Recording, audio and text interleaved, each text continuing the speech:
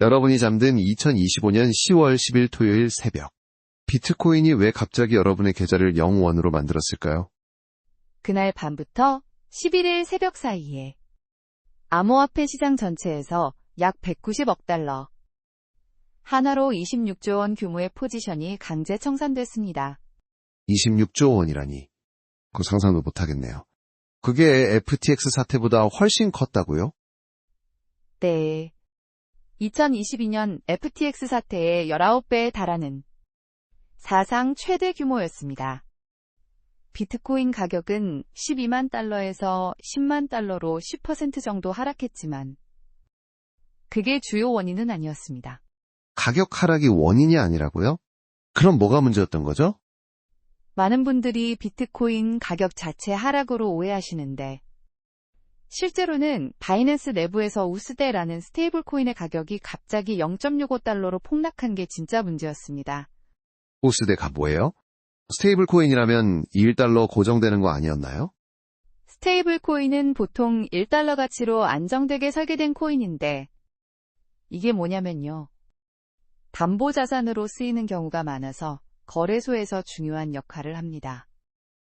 그런데 바이낸스 안에서 그 가격이 왜 그렇게 됐을까요? 바이낸스는 이 사건 후 피해자들에게 2억 8,300만 달러, 약 4천억 원을 보상금으로 지급했습니다. 이는 단순 가격 하락이 아닌 시스템 쪽 결함을 인정하는 신호로 보입니다. 보상금까지 줬다니. 시스템 결함이라면 어떤 식으로 청산이 일어난 거예요? 포지션 청산이란 레버리지 거래에서 담보 가치가 부족해지면 자동으로 자산을 시장가로 팔아버리는 시스템입니다. 이날 그게 수천 명의 비트코인 롱 포지션, 즉 상승 베팅을 한꺼번에 강제 청산시켜 시장 전체를 공포로 물들였습니다. 롱 포지션이 뭔데요? 초보자 입장에서 쉽게 설명해 주세요. 롱 포지션은 비트코인 가격이 오를 거라 베팅하고 돈을 빌려 투자하는 건데 이게 뭐냐면요. 레버리지라고 해서 적은 돈으로 큰 포지션을 잡는 방식입니다. 그런데 담보 가치가 떨어지면 바로 청산되는 거죠. 아, 그래서 26조 원이 증발한 거군요. 정말 무서운 일이네요. 시장에서는 이걸 알고리즘 학살이라고 부르는데 차트에 안 보이는 숫자 0.65달러가 모든 걸 바꿔놓았습니다. 그 0.65달러가 어떻게 튀어나온 거예요? 그럼 이게 바이낸스 내부 시스템 문제인가요?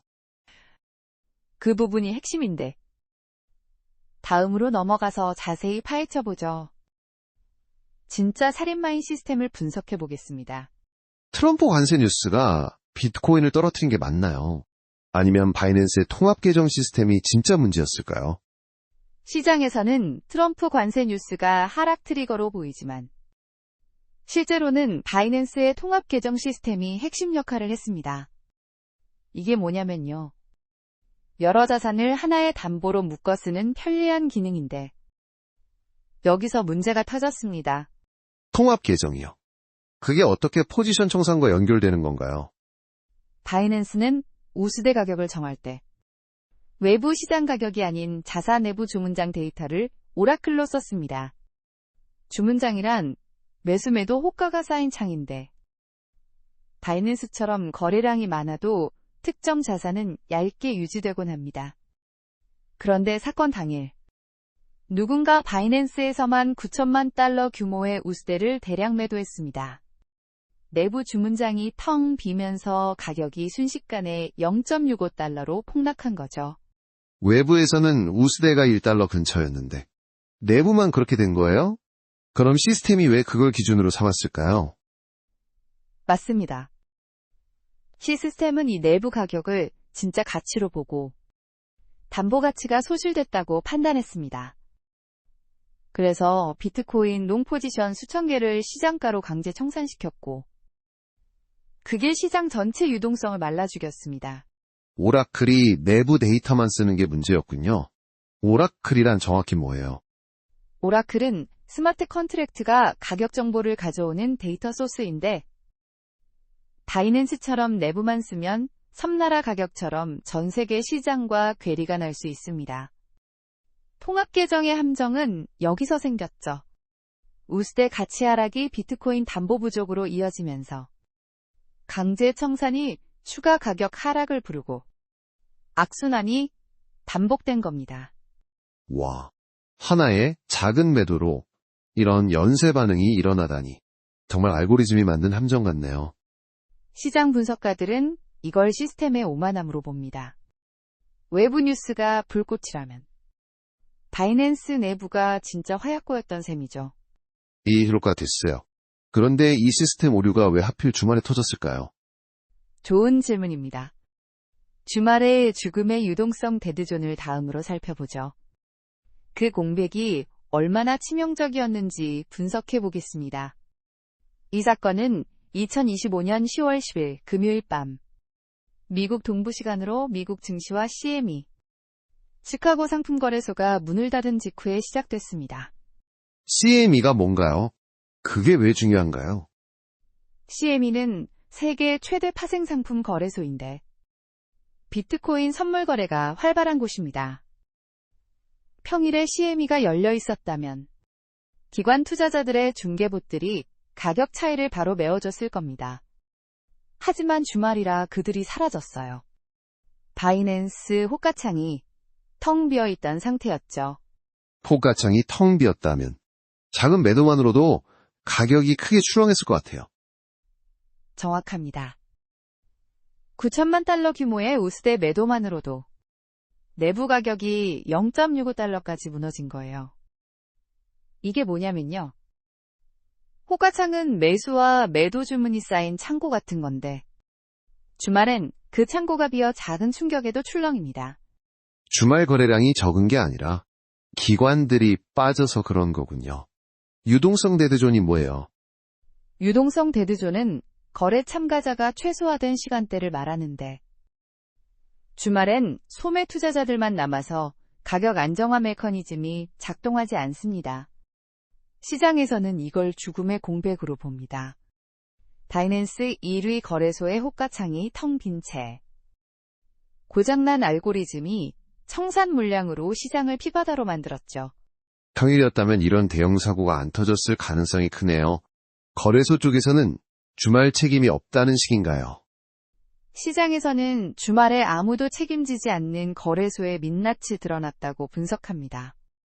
이 공포가 시장 전체에 남긴 상처가 컸어요. 그 상처 때문에 비트코인이 아직 7만 달러를 못 넘는 건가요? 심리적 트라우마가 뭘까요? 다음으로 그 부분을 자세히 분석해보죠. 7만 달러에 박힌 심리적 대목과 고래들의 움직임을 살펴보겠습니다. 그럼 비트코인이 12만 달러에서 10만 달러로 떨어진 후 왜 지금 7만 달러 선에서 계속 머무르는 걸까요? 사태 직후 비트코인은 10만 달러 선이 붕괴됐지만 그 후 장기적으로 7만 달러의 심리적 대못이 박힌 상황입니다. 시장에서는 이게 단순 가격 조정이 아니라고 봅니다. 심리적 대못이요. 그게 무슨 뜻인가요? 이게 뭐냐면요. 트레이더들의 마음에 깊이 박힌 공포 장벽을 말하는데 그날 사건으로 인해 매수 심리가 얼어붙은 겁니다. 대표적인 오해는 매수세가 부족해서라고 생각하는 건데 실제로는 청산당한 스마트머니의 공포가 시장을 얼어붙게 했습니다. 스마트머니가 뭔가요? 그게 왜 중요한가요? 스마트머니는 전문 투자자나 기관들의 돈을 가리키는데 이들이 청산된 자리가 지금 공포로 비어 있어서 매수세를 억누르고 있습니다. 전문 투자자들이 빠지면 시장이 그렇게 약해지나 봐요. 구체적인 데이터는 있나요? 네. 온체인 데이터에서 고래들, 즉 대형 투자자들이 바이낸스에서 자금을 대거 인출한 게 확인됩니다. 이게 시장 신뢰를 흔든 핵심입니다. 온체인 데이터요. 그건 블록체인에서 직접 볼 수 있는 실제 움직임인가요? 맞습니다. 블록체인상 거래 기록을 분석한 데이터인데 시스템에 배신당했다고 느낀 고래들의 엑소더스가 뚜렷합니다. 또 우스대의 TVL 총 예치액이 148억 달러에서 76억 달러로 50% 이상 급감했습니다. 이는 사용자들의 대규모 이탈 신호로 보입니다. TVL은 프로토콜에 묶인 자산 총액을 뜻하는 거죠. 그게 이렇게 줄면 우수대 자체가 위험해지는 건가요? 가능성이 큽니다. TV의 급감은 시스템 배신에 대한 반발인데 시장 전체의 신뢰 상실로 이어졌습니다. 지금 2026년 2월 비트코인이 7만 달러를 돌파 못하는 것도 매도 압력이 아니라 이런 트라우마 때문인가요? 시장에서는 그렇습니다. 그날의 상처로 인한 신뢰 상실이 매수세를 막고 있습니다.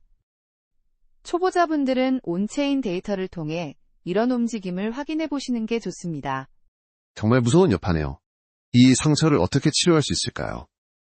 좋은 지적입니다. 다음으로 이 상처를 치료할 거대한 방어막을 준비한 2026년 5월 29일에 반전 카드를 열어보죠. 주말 사냥이 끝나는 이유를 분석해 보겠습니다.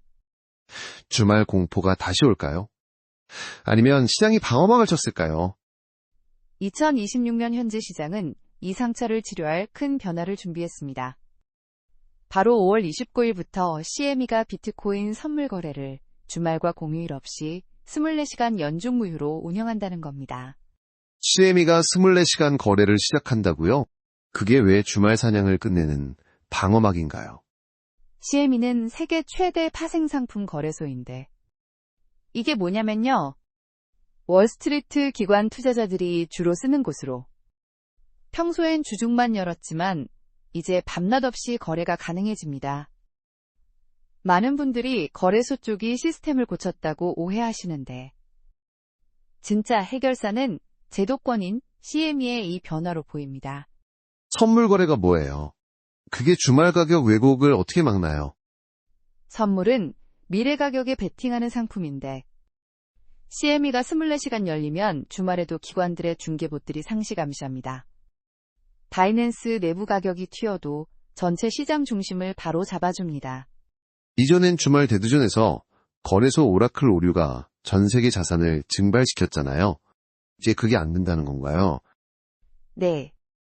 이제 특정 거래소에만 의존하지 않고 제도권 유동성이 시장 전체를 안정화시킬 가능성이 큽니다. 시장에서는 이걸 주말 사냥 시대의 종말로 봅니다. 거래소 의존 탈피가 핵심이군요. 이 변화로 시장이 어떻게 안정될까요? 주말 바이낸스 가격 왜곡이 생겨도 CME의 24시간 유동성이 가격을 제자리로 돌려놓습니다. 이전처럼 작은 오류가 대형 청산으로 이어지지 않을 겁니다. 기관봇들이 항상 깨어있다는 게 큰 차이네요. 이게 비트코인에 미칠 영향은요? 시장 분석에 따르면 이 변화로 시장 안정화가 이뤄지면서 주말 공포가 사라질 수 있습니다. 초보자분들은 CME 거래량 증가를 지표로 주목해보세요. 길키와체시. CME 도입 후 시장은 어떻게 회복될까요? 부활 지표를 확인해보죠. 2026년 초 현재 비트코인 현물 CVD가 플러스로 전환됐습니다. 고기 시장에서는 이게 매수 우위 신호로 보입니다. CVD가 뭔가요? 현물 CVD라고 하니 쉽게 설명해주세요. CVD는 누적 체결량 델타를 뜻하는데 이게 뭐냐면요. 매수와 매도 체결량의 차이를 쌓아 올린 지표입니다. 플러스로 돌아선 건 강세 조짐으로 해석됩니다. 매수 체결량이 매도보다 많아진 거군요. 그게 회복 신호인가 봐요. 네. 2026년 들어 이 지표가 긍정적으로 바뀌면서 시장 분위기가 서서히 회복되고 있습니다. 그런데 아직 바이낸스 거래량이 압도적이지 않나요? 독주가 여전한 건 아닌가요? 많은 분들이 바이낸스 독주가 그대로라고 오해하시는데 실제 거래량이 바이비트, 하이퍼리퀴드, CME로 건강하게 분산되고 있습니다. 이게 뭐냐면요. 한 곳에 치우친 리스크를 줄이는 구조 변화입니다. 시장 안정에 긍정적입니다. 거래량 분산이 왜 중요한가요? 그게 회복과 연결되나요? 이전처럼 바이낸스 하나에 의존하지 않으면 특정 거래소 오류가 전체 시장을 흔들 가능성이 줄어듭니다. 건강한 시장 구조가 형성되고 있어요. 바이낸스 중심에서 벗어나는 게 핵심이네요. CME 24시간 거래가 그걸 앞당기나 봐요. 시장에서는 시스템의 오만함이 비트코인을 이지경으로 만들었다고 봅니다. 하지만 CME 7분의 24이라는 퍼즐이 5월에 맞춰지면 10만 달러 재탈환 가능성이 열릴 수 있습니다. 오만함이라면 그 0.65달러 사건 같은 걸 말씀하시는 거죠. 주말 공포가 정말 끝날까요? 네. 주말의 공포에서 해방되는 건 인프라 변화가 핵심입니다. 차트 너머 시스템을 봐야 한다는 분석이 많아요. 여러분의 비트코인 평단과 상처에 머무르지 말고 이런 인프라 변화를 주목해 보세요. 초보자 입장에서 CVD와 거래량 분산을 어떻게 확인하나요? 실전 팁이 있을까요? CVD는 온체인 분석 사이트에서 쉽게 볼 수 있고, 거래량 분산은 각 거래소 차트를 비교해 보세요. 한 곳 리스크를 줄이는 데 도움이 됩니다. 알겠어요. 이 지표들로 시장 부활을 지켜보는 게 좋겠네요. 오늘 분석 마무리로 딱 맞아요. 네. 비트코인 관점이 차트 너머로 넓어지길 바랍니다. 여러분의 인사이트가 깊어지길 기대해요.